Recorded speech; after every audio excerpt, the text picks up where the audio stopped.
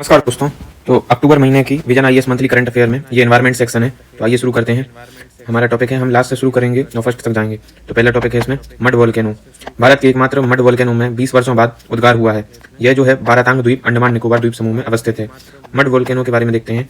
यह एक भौतिक संरचना होती है जिससे गाद, जल और गैसें के मिश्रण का पृथ्वी की सतह पर उद्गार होता है। इससे शंकु जैसे आकार का निर्माण होता है जो वास्तव में ज्वालामुखियों के समान होते हैं, लेकिन इनमें से गर्म लावा नहीं निकलता है। ज्वालामुखी की क्या सामान्य परिभाषा है, यही ना, कि उसमें से गर्म लावा निकलता है। लेकिन मड वोल्केनो से क्या निकलता है? गाद, जल और गैसों में भी मुख्य रूप से कौन? मीथेन, कार्बन डाइऑक्साइड या नाइट्रोजन, इनका मिश्रण निकलता है। फिर मड वोल्केनो आमतौर पर उन क्षेत्रों में पाए जाते हैं जहां प्राकृतिक गैस मौजूद होती है। तो ये हमारे संसाधनों के दृष्टिकोण से भी महत्वपूर्ण है। मड वोल्केनो का उद्गार पृथ्वी की विवर्तनिक गतिविधियों या हाइड्रोकार्बन गैसों के संचय के कारण होता है। ठीक है, तो ये मड वोल्केनो कंप्लीट किया। आगे बढ़ते हैं। मैत्री 2 के बारे में न्यूज आई है। मैत्री 2 जो है, इसको देखते हैं। केंद्रीय वित्त मंत्रालय ने क्या किया है? पूर्वी अंटार्कटिका में नए अनुसंधान केंद्र मैत्री 2 की स्थापना को स्वीकृति प्रदान की है। आप सोचेंगे कि ये तो जो है अनुसंधान प्रोग्राम है, तो इसमें वित्त मंत्रालय का क्या काम है? वित्त मंत्रालय ही पैसा देगा, तभी तो ये लोग अपने अनुसंधान गतिविधियों को आगे संचालित कर पाएंगे ना। तो इसलिए यह अंटार्कटिका में भारत का चौथा अनुसंधान केंद्र होगा और यह जनवरी 2029 से कार्य करने लगेगा, ऐसी उम्मीद है। इसे नवीकरणीय ऊर्जा स्रोतों, सौर और पवन से संचालित हरित अनुसंधान केंद्र के रूप में स्थापित किया जाएगा। साथ ही यह स्वचालित उपकरणों से भी सुसज्जित होगा। ठीक है। अंटार्कटिका क्षेत्र का महत्व। विश्व की प्राकृतिक प्रयोगशाला है, विश्व का सबसे 5वां बड़ा महाद्वीप है, पृथ्वी की जलवायु और महासागर प्रणालियों को समझने में मदद करता है। ठीक है, और वैश्विक जलवायु परिवर्तन का प्राकृतिक संकेतक भी माना जाता है। अब इसमें प्राकृतिक संकेतक अर्थात नेचुरल इंडिकेटर कैसे अंटार्कटिका क्षेत्र, क्योंकि इसका जो है लगभग 2/3 जो क्षेत्र है वह बर्फ से ढका हुआ है। जब बर्फ से ढका हुआ है तो अगर बर्फ पिघलेगी, जो सामान्य उसकी गति है उससे अधिक में, तो ये माना जाएगा कि ये वैश्विक तापन की वजह से ये इसमें परिवर्तन आए हैं, प्रतिकूल परिवर्तन। प्राकृतिक संसाधन। यहाँ पृथ्वी के ताजे जल के भंडार का लगभग 75% मौजूद है। साथ ही यहाँ प्रचुर मात्रा में खाद्य युक्त शैवाल, 200 से अधिक मछली प्रजातियां, लौह तथा तांबे जैसे खनिज भी पाए जाते हैं। और इसका भू-राजनीतिक महत्व भी है। इस क्षेत्र से देशों के मध्य क्षेत्रीय दावों को लेकर विवाद है। साथ ही दोहरे उपयोग वाली अवसंरचनाओं के साथ चाइना का बढ़ता प्रभाव भी वैश्विक रूप से चिंता का विषय है। अंटार्कटिका को लेकर भारत की कुछ पहलें हैं, उसको भी देख लेते हैं। अनुसंधान पहलों में मैत्री 1989 और भारती 2012 है। ये दो भारत के अनुसंधान स्टेशन है। ठीक है, कौन कौन से? मैत्री और भारती। दक्षिण गंगोत्री भारत का पहला अनुसंधान स्टेशन था 1983 में। संस्थान राष्ट्रीय ध्रुवीय एवं समुद्री अनुसंधान केंद्र, जो पृथ्वी विज्ञान मंत्रालय के अधीन कार्य करता है, भारत के ध्रुवीय अभियानों का प्रबंधन करता है। इसका मंत्रालय बहुत इंपॉर्टेंट है, पृथ्वी विज्ञान मंत्रालय। ठीक है, पृथ्वी विज्ञान मंत्रालय भारत के ध्रुवीय अभियानों का प्रबंधन करता है, मैनेजमेंट। वैधानिक ढांचा देखें तो 2022 में एक एक्ट पारित करा था संसद ने, भारतीय अंटार्कटिका अधिनियम, जिसके तहत अंटार्कटिका के पर्यावरण और पारिस्थितिकी तंत्र की रक्षा हेतु राष्ट्रीय उपायों की रूपरेखा प्रदान करता है। वैश्विक प्रतिबद्धता देखें तो भारत वर्ष 1983 से अंटार्कटिका ट्रीटी प्रणाली का परामर्शी पक्ष है। 1959 की अंटार्कटिका ट्रीटी अंटार्कटिका में शांतिपूर्ण उपयोग और वैज्ञानिक सहयोग को बढ़ावा देती है। ठीक, तो ये टॉपिक किया कंप्लीट। अब देखते हैं अरब सागर मिनी वॉर्म पूल के बारे में। ठीक है, इसकी ज़्यादातर हम अच्छे से डेफिनेशन देख लेते हैं। अरब सागर मिनी वॉर्म पूल, यह अरब सागर में विशेषकर केरल तट के पास अर्थात जो भारत का दक्षिण पूर्वी हिस्सा है में असामान्य रूप से उष्ण समुद्री सतह तापमान का एक छोटा सा क्षेत्र होता है। वॉर्म नाम से समझ में आ रहा है ना, गर्म। ठीक है, उष्ण। तो एक वॉर्म पूल वास्तव में किसी जल निकाय में बहुत गर्म जल वाला हिस्सा होता है। ऐसे हिस्से में एसएसटी आमतौर पर अर्थात जो समुद्री सतह का जो टेम्परेचर है, सी सरफेस टेम्परेचर एसएसटी, आमतौर पर 28 डिग्री सेल्सियस से अधिक होता है। यह क्षेत्रीय जलवायु और मौसम के प्रतिरूप को प्रभावित करने में महत्वपूर्ण भूमिका निभाता है। इसकी अवधि देखते हैं। इसकी जो अवधि है, 1 मिनट, यह प्रत्येक वर्ष अप्रैल से मई माह के दौरान भारतीय ग्रीष्मकालीन मानसून के शुरू होने से ठीक पहले बनता है। ठीक है, बहुत सारे जो टर्मिनोलॉजी है उसको आप नाम से देखा करिए। जैसे इसमें इंग्लिश में दिया ना वॉर्म पूल, वॉर्म मतलब होता है गर्म, और अरेबियन सी, तो अरेबियन सी में बन रहा है। भारत का ये नक्शा है, इस तरफ है बे ऑफ बंगाल, इस तरफ है अरेबियन सी, ये है भारत का केरल का तट। तो सीधी सी बात है, इसी तरह बनेगा। तो आप नाम से भी बहुत को डिकोड कर सकते हो। ठीक है, एक ये टॉपिक आया है, हालांकि इसमें इतना ज़्यादा इंपॉर्टेंट कुछ है नहीं है। विश्व मौसम विज्ञान संगठन WMO ने, कांग्रेस ने अर्ली वार्निंग फॉर ऑल के तेजी से कार्यान्वयन का आह्वान किया है। ठीक है, इसकी पहल को देख लेते हैं क्या। EW फॉर ऑल अर्थात अर्ली वार्निंग फॉर ऑल, इसका लक्ष्य है 2027 के अंत तक जीवन रक्षक और बहु आपदा अर्ली वार्निंग सिस्टम की मदद से सभी देशों की खतरनाक मौसमी घटनाओं, जलीय विपदाओं अथवा जलवायु परिवर्तन से उत्पन्न आपदाओं से संरक्षण करना है। ठीक है, 2022 में इसका शुभारंभ हुआ था और कहाँ पर हुआ था? UNFCCC के COP 27 सम्मेलन में, संयुक्त राष्ट्र महासचिव द्वारा। इसका जो है नेतृत्व कौन करता है? तो वर्ल्ड मेट्रोलॉजिकल ऑर्गेनाइजेशन UNDRR, ठीक है, ITU इंटरनेशनल टेलीकम्युनिकेशन यूनिट और IFRC संयुक्त रूप से नेतृत्व करते हैं। शुरू में 30 उच्च जोखिम वाले देशों पर केंद्रित था, किंतु अब इसका विस्तार 100 से अधिक प्रतिभागी राष्ट्रों तक हो गया है। अर्ली वार्निंग फॉर ऑल, बहु आपदा प्रारंभिक चेतावनी प्रणालियों, इसके 4 स्तंभ हैं। ठीक, आपदा जोखिम का ज्ञान होना चाहिए, पहचान, अवलोकन, निगरानी, विश्लेषण और पूर्वानुमान, चेतावनी का प्रसार और संचार, तैयारी और अनुक्रिया क्षमता। ठीक है, इसके बाद है सेंट्रल एशियन मैमल्स इनिशिएटिव, कामी। ठीक है, मध्य एशियाई देश कामी के अंतर्गत साइगा व बुखारा हिरन जैसे 17 स्तनपायी प्रजातियों के संरक्षण हेतु एक साथ आए। ठीक है, कौन कौन से मध्य एशियाई देश? 17 जो है मैमल्स इनिशिएटिव, उसके लिए मध्य एशियाई स्तनपायी पहल के बारे में 2014 में वन्य जीवों की प्रवासी प्रजातियों के संरक्षण पर कन्वेंशन के पक्षकारों के 11वें सम्मेलन CMS COP 11 में शुरू किया गया था। इसको उद्देश्य इसका है मध्य एशिया में 17 प्रमुख प्रवासी स्तनपायी प्रजातियों के संरक्षण के प्रयासों का समन्वय करना। ठीक है, ये टॉपिक हो गया। अब एक आया है डुगोंग के बारे में, जिसको समुद्री गाय भी कहते हैं, तो इसको लेके देख लेते हैं क्या इसमें न्यूज आई है। IUCN ने भारत के डुगोंग संरक्षण रिजर्व को मान्यता प्रदान कर दी है। भारत का डुगोंग कंजर्वेशन रिजर्व था तमिलनाडु में, उसको IUCN ने मान्यता दे दी है। तो इसके बारे में देखते हैं। IUCN विश्व संरक्षण कांग्रेस 2025 के अवसर पर भारत के पहले डुगोंग संरक्षण रिजर्व, जो कि तमिलनाडु में स्थित है, के लिए एक प्रस्ताव पारित किया है। यह संरक्षण रिजर्व पाक की खाड़ी तमिलनाडु में अवस्थित है। डुगोंग के संरक्षण को बढ़ावा देने के लिए IUCN ने भारतीय मॉडल को हिंद महासागर के अन्य हिस्सों एवं विश्व के अन्य इसी तरह के पर्यावासों में भी अपनाने की सलाह दी है। इसे वर्ष 2022 में तमिलनाडु सरकार ने वन्यजीव संरक्षण अधिनियम 1972 के तहत स्थापित किया था। यह पाक खाड़ी के उत्तरी हिस्से में 448.34 वर्ग किलोमीटर क्षेत्र में विस्तृत है। समुद्री जो घास इसको कहते हैं, कई अन्य समुद्री प्रजातियों का भी पोषण करती है, जिससे यह रिजर्व पारिस्थितिकी रूप से महत्वपूर्ण हो जाता है। समुद्री घास कार्बन सिक्वेस्ट्रेशन में महत्वपूर्ण भूमिका निभाती है। डुगोंग के बारे में देख लेते हैं, इसकी क्रिया विशेष के बारे में। मुख्य विशेषता, यह एकमात्र समुद्री शाकाहारी स्तनधारी है जो पूरी तरह से समुद्री घास पर निर्भर है। वितरण, भारत में पाक खाड़ी जहाँ इनकी जनसंख्या सर्वाधिक है के अलावा यह मन्नार की खाड़ी और कच्छ की खाड़ी आदि में भी पाया जाता है। अनुमानित संख्या इनकी लगभग 200 है। पर्यावास का नष्ट होना, शिकार और अनजाने में पकड़ा लिया जाना इनके लिए खतरे हैं और IUCN की रेड लिस्ट में ये वल्नरेबल कैटेगरी में है। तो वहीं वन्यजीव संरक्षण अधिनियम में ये सूची 1 में सूचीबद्ध है। फिर हमारा अगला जो टॉपिक है कैमल्स को लेके आया, ऊँटों के संरक्षण के लिए, तो इसको भी देख लेते हैं। ऊँटों पर ड्राफ्ट पॉलिसी पेपर में राष्ट्रीय ऊँट संधारणीयता पहल NCSI का प्रस्ताव किया गया। यह ड्राफ्ट पॉलिसी पेपर खाद्य एवं कृषि संगठन FAO के परामर्श से मत्स्य पालन, पशुपालन और डेयरी मंत्रालय ने तैयार किया है।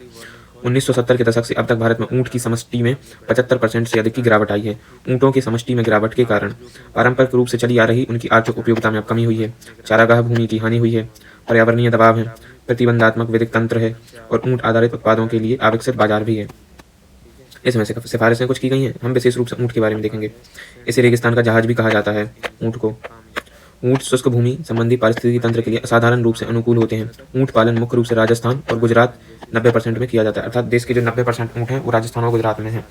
ऊँट पालन से जुड़े पशुपालक समुदायों में रायका, रबारी, फकीरानी, जाट और मांगनियार समुदाय शामिल हैं।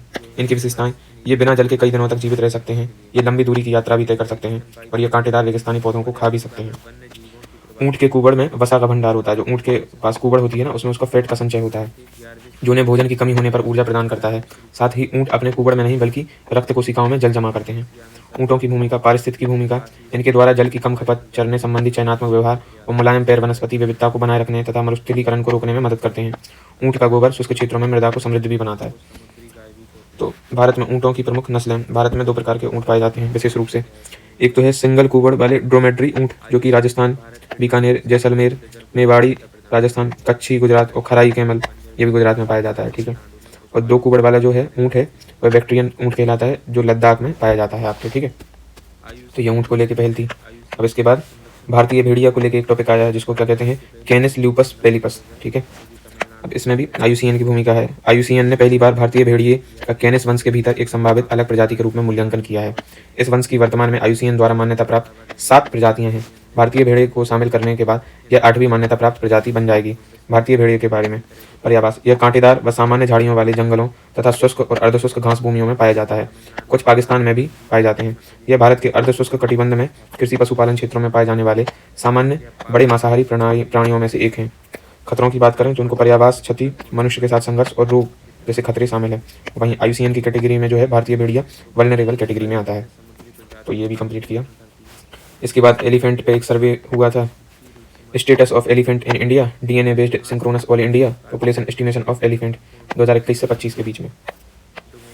SAIEE भारत में हाथियों की DNA आधारित पहली गणना है। यह गणना पर्यावरण, वन और जलवायु परिवर्तन मंत्रालय के प्रोजेक्ट एलिफेंट के तत्वाधान में भारतीय वन्यजीव संस्थान द्वारा की गई है। तो संस्थान याद रखिएगा, ये इंपॉर्टेंट है। संस्थान है भारतीय वन्यजीव संस्थान, और संस्थान विशेष में संस्थान की बैकग्राउंड भी देख लेनी चाहिए। इसके अनुसार एशियाई हाथियों की कुल संख्या 22,446 है। वनों में रहने वाले एशियाई हाथियों की सर्वाधिक संख्या भारत में है, जो एशियाई हाथियों की कुल वैश्विक आबादी का लगभग 60% है। वर्तमान में वनों में रहने वाले हाथी मुख्य रूप से 4 पहाड़ी क्षेत्रों में पाए जाते हैं: हिमालय की तलहटी में, पूर्वोत्तर राज्यों में, पूर्व मध्य भारत में और पश्चिमी पूर्वी घाट के साथ अंडमान निकोबार द्वीप समूह में भी कुछ संख्या में पाए जाते हैं। वनों में रहने वाले हाथियों की सर्वाधिक संख्या पश्चिमी घाट में पाई जाती है। इसके बाद पूर्वोत्तर की पहाड़ियों और ब्रह्मपुत्र के बाढ़ के मैदानों में इनका स्थान आता है। राज्यों की बात करें संख्यावार, तो आप याद रखिएगा, पहले नंबर पर आएगा आपका कर्नाटक। कर्नाटक में सबसे ज़्यादा हाथी है। उसके बाद है असम में, फिर है तमिलनाडु में, फिर है केरल। तो याद रखिएगा, कर्नाटक पहला, असम दूसरा, तमिलनाडु तीसरा और केरल चौथा है। एशियाई हाथियों के समक्ष खतरों की बात करें तो इनमें घटता पर्यावरण क्षेत्र और विखंडन, ये पहला खतरा है।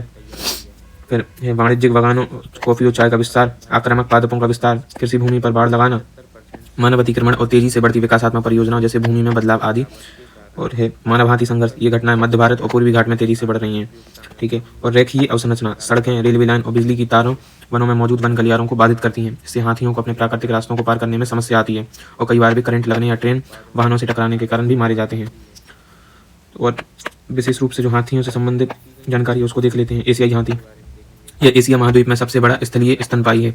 मतलब धरती पर रहने वाला जो स्तनधारी है वह एशिया में सबसे बड़ा कौन है? एशियाई हाथी। ये 13 देशों में शुष्क से लेकर आर्द्र वन घास के मैदानों में पाए जाते हैं। ये जटिल सामाजिक संरचना वाले समूह में रहते हैं, जिसका नेतृत्व सबसे बुजुर्ग माता हथनी करती है। इस स्थानीय लोग कुलमाता भी कहते हैं। किसी भी स्तनधारी की तुलना में इनका गर्भकाल सबसे लंबा होता है, जो 22 माह का होता है। पारिस्थितिकी तंत्रों में हाथियों की भूमिका, इसमें सघन वनों में अन्य प्राणियों के लिए मार्ग बनाना, सूक्ष्म पारिस्थितिकी तंत्र का निर्माण करना तथा वन विविधता को बनाए रखते हुए बीज फैलाव करना आदि शामिल है। संरक्षण की स्थिति, जो एशियाई हाथी हैं वो IUCN की रेड लिस्ट में इंडेंजर्ड कैटेगरी में है, तो वहीं वन्यजीव संरक्षण अधिनियम में सूची 1 में सूचीबद्ध है और साइट्स में भी ये परिशिष्ट 1 में सूचीबद्ध है। ठीक है। तो ये हाथियों से संबंधित न्यूज़ थी। फिर इसके बाद है बाघ से आई है। बाघों के लिए पहला IUCN green status of species आकलन जारी किया गया है। इस आकलन में बाघों की संख्या को क्रिटिकली डिप्लीटेड श्रेणी में वर्गीकृत किया गया है। यह बाघों के समक्ष मौजूद गंभीर ऐतिहासिक और वर्तमान खतरों को दर्शाता है। इन खतरों में पर्यावरण क्षति, शिकार आधार में कमी, अवैध शिकार और क्षेत्रीय स्तर पर विलुप्ति शामिल है। ठीक है। बाघ के बारे में देखें सीधे, क्योंकि इससे ज़्यादा और कुछ है नहीं। बस एक चीज़ और देख लेते हैं IUCN green status of species के बारे में। इसे 2012 में प्रारंभ किया गया था। IUCN रेड लिस्ट में दर्ज संकटग्रस्त प्रजातियों की सूची पर आधारित है। इसे 2020 में IUCN की रेड लिस्ट आकलन का एक वैकल्पिक हिस्सा बना दिया गया था। यह प्रजातियों की संख्या की पुनर्प्राप्ति, उनके विलुप्त होने के जोखिम, साथ ही संरक्षण प्रयासों के प्रभाव का आकलन करने के लिए एक साधन प्रदान करता है। अब बाकी इतना इंपॉर्टेंट नहीं है, बस सीधा देखते हैं। बाघ विश्व का सबसे बड़ा वन विलाप है। वन विलाप मतलब बिग कैट है।